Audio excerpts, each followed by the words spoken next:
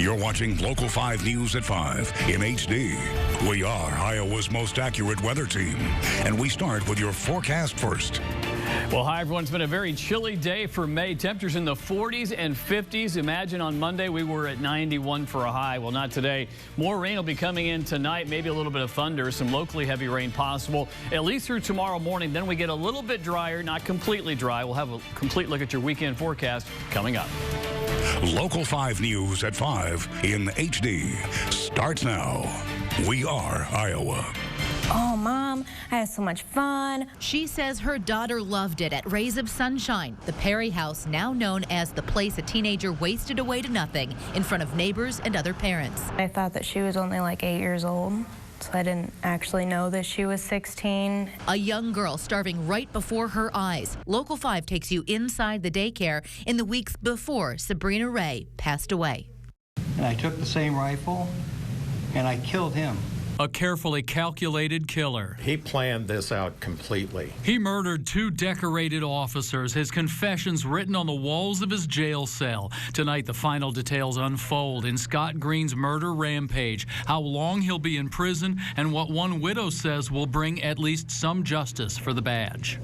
Good evening and welcome to Local 5 News. I'm Jack Miller. And I'm Stephanie Engelson. Tonight, justice for the badge for 2 Metro police officers killed in the line of duty. Des Moines Sergeant Tony Baminio and Urbandale police officer Justin Martin were ambushed in the middle of the night, November 2nd of 2016. It was a tragedy that rocked Central Iowa, leaving behind a scar on both the Des Moines and Urbandale police departments.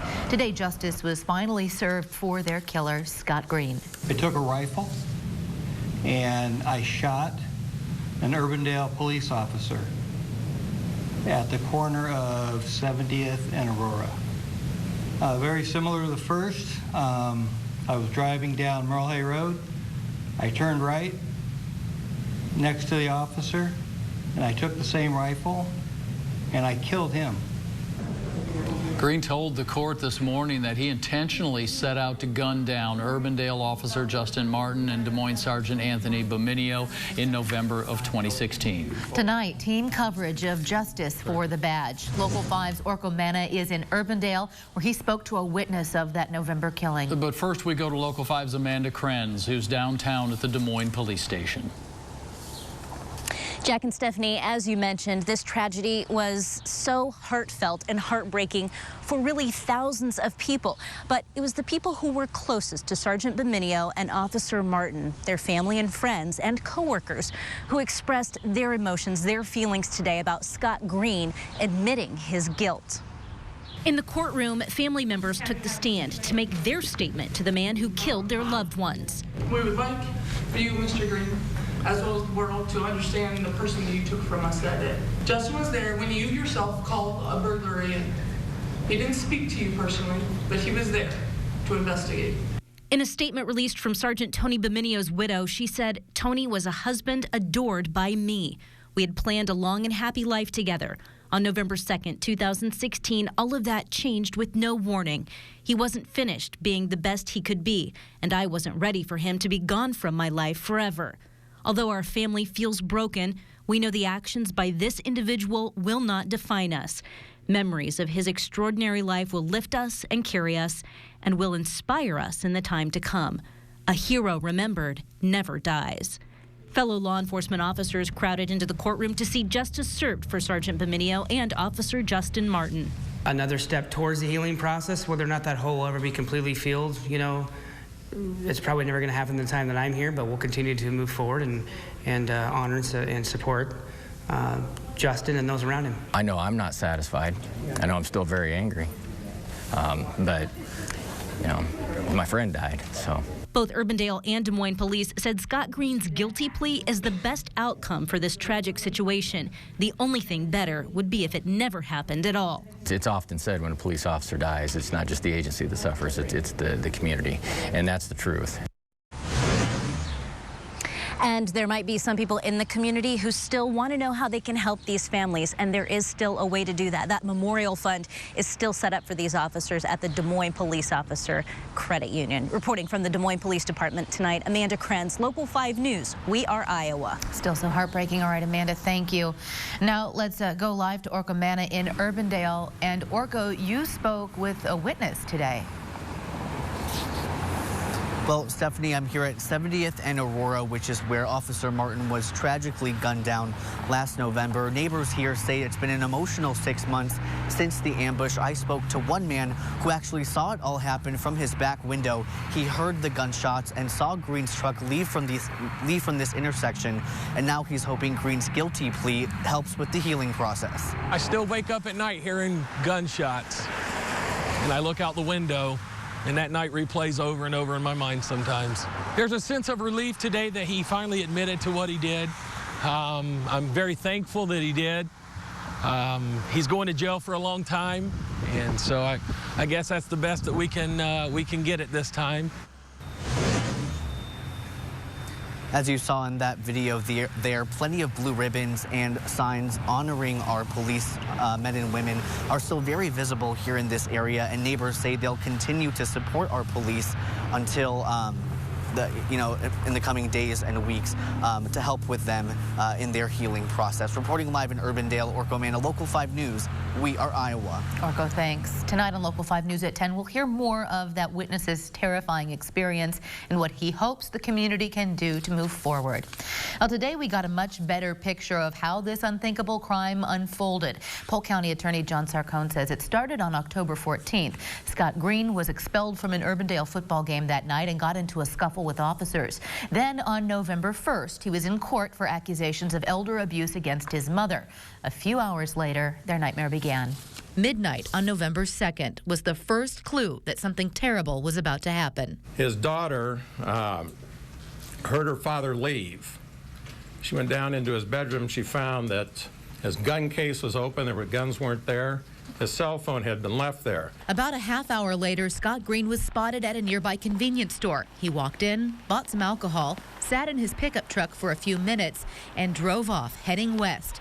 A few minutes later, a man by the name of Russell Cheatham, living at the corner of Aurora and 70th, became a witness to a chilling crime. This man is just a great person. He feels terrible to this day that he wasn't able to do more. But he's awakened approximately 1 o'clock by gunshots. And he looks out his window and he sees an Urbandale squad car in the middle of the intersection. Mr. Cheatham sees Green walk up to the squad car and then leave. He and another neighbor go outside to check it all out, and they find Urbandale officer Justin Martin shot to death. They call 911 and wait at the scene.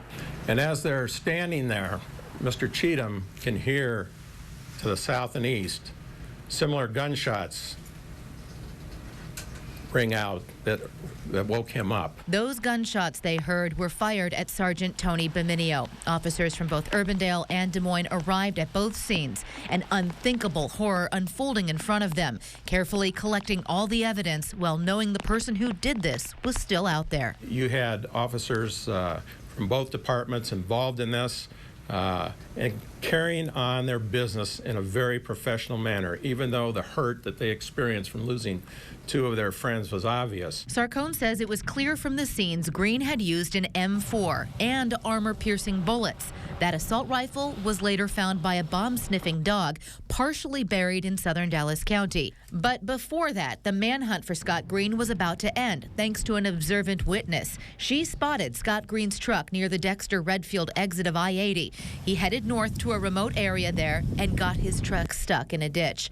Around 9 a.m. November 2nd, Dallas County Sheriff's Department called the Polk County Attorney's Office and delivered the news they were all waiting for. Mr. Green approached a county conservation officer, and I don't think he knew it was a county conservation officer at the time, and he came up to him, and when he saw the patch on his shoulder, it was like one of those uh-oh moments, you know, that, oh Lord, I'm caught. And so he acted like he couldn't talk. He gives him his ID and does this, 911. And so that conservation officer, Ms. Brockman, called the Dallas County Sheriff's Office, and they took him into custody. Sarcone also mentioned that Scott Green was not supposed to have a gun. He used an unregistered rifle to carry out the murders. Well, also new tonight, a chilling look inside the cop killer's jail cell in Dallas County right after his arrest. These are his handwritten confessions. His so-called to-do list with Martin and Beminio's names checked off, other jailers and deputies listed beneath them. And Green's keeping score, 2 points for him and 0 for the Metro Police Departments. Another picture, a face with X's for eyes and the text "Officer down." Then what looks to be a heart rate line with flat lines. Green called it his thin blue line. And both of the officers' names X'd out, Sergeant Tony Beminio and Officer Justin Martin. And remembering his weapons, the M4 rifle and 5.56 ammo, the armor-piercing bullets with an RIP tucked into the corner. Those pictures were taken shortly after his arrest. Police described that as a basic admission of guilt. So what's next for Scott Green? He will be sent to a state prison that's outside of Polk County. We don't know yet when Green will be transferred. For all of our coverage of the Scott Green case, you can go to our website, weareiowa.com.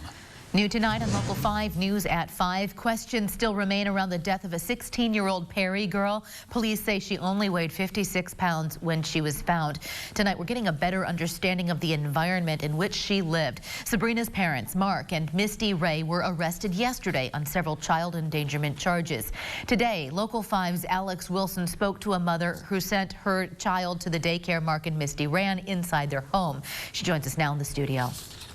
I sat down with Katie Hibbert this morning. She's been sending her 3 kids to Rays of Sunshine Daycare since December. And she says she had a positive experience at the daycare, but had no idea Sabrina was in so much danger. All 3 of them loved Misty and Mark. Like, I would get there to drop them off and it's a hug and they were out the door. They were gone. She was never concerned for her children's well-being.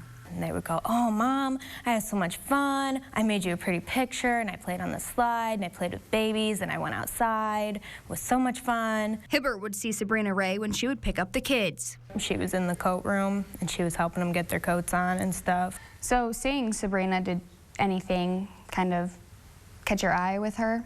I mean, I just thought that she was really skinny, but then I thought that she was only like 8 years old. So I didn't actually know that she was 16. She says this has been on her mind a lot lately, so much that she retold a dream she had last night. I went to the daycare to go pick up my kids, and she was standing in the little coat room, helping them get her coats on. And she just looked really sad, and I just walked up to her and I'm like, "Hi, what's your name?" And she told me her name, and then I was like, "Are you okay?" And she just said that she was upset. I was like, "Well, what's wrong?" She just said she was hungry. So I asked Misty and Mark if it was okay if I took her to McDonald's to get a treat, and they said that it was fine. So I took her to McDonald's, and she just kind of talked to me and told me everything that Misty and Mark are being accused of was happening to her. I woke up and I was bawling, and I feel really regretful that I didn't ask her if she was okay, even though I had no idea that anything was going on. Again, that incident that she shared was a dream. It didn't happen in real life. She says that she is looking at other places to send her kids to. Hibbert has been reading reviews and checking with DHS on those other daycares. Live in studio, Alex Wilson, Local 5 News. We are Iowa. Alex, thanks. Again, several state lawmakers are trying to hold a special hearing about DHS's involvement in this case. We'll keep you updated on when that hearing is. Also tonight on Local 5 News at 5, Des Moines police are looking for this woman, 56-year-old Lisa Deem. She was last seen in Johnston 9 days ago. Police think she is with her boyfriend. His name is Jess Solinger. Now, he has a history of domestic abuse and has a warrant out for his arrest for an incident in Monroe County. Deem and Solinger may be in a 2012 silver Subaru Legacy with a license plate that you see there on your screen. They also may be driving a white Ford F-150. If you see Lisa Deem or her boyfriend, please call Des Moines Police right away. Coming up on Local 5 News at 5, a newly filed lawsuit paints a clearer picture of what happened in early December, who attorneys say are to blame.